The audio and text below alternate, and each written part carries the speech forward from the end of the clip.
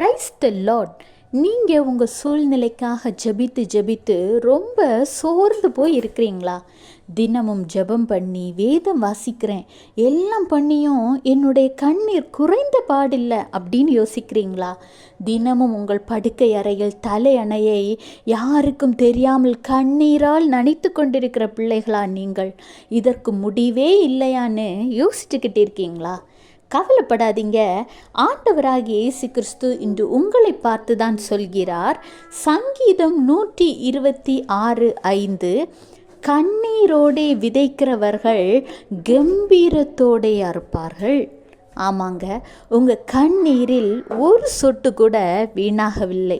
உங்கள் கண்ணீர் மொத்தமும் ஆண்டவராகிய இயேசு கிறிஸ்துவின் துருத்தியில் தான் சேர்த்து வைக்கப்பட்டுள்ளது.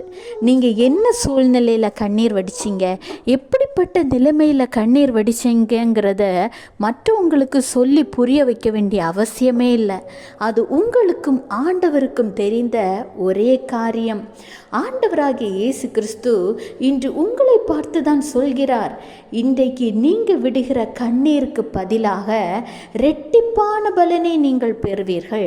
இன்றைக்கு நீங்கள் விதைக்கிற ஒவ்வொரு சொட்டு கண்ணீருக்கும் கம்பீரத்தோடு அறுவடை செய்ய போகிறீர்கள். எல்லாவற்றிற்கும் ஒரு குறித்த காலம் உண்டு. இத்தனை நாட்கள் விசுவாசத்தோடு காத்திருந்த உங்கள் வாழ்க்கையில் ஒரு பெரிய கம்பீரமான அறுவடையை கர்த்தர் காண செய்ய போகிறார். Have a blessed day. Jesus bless you.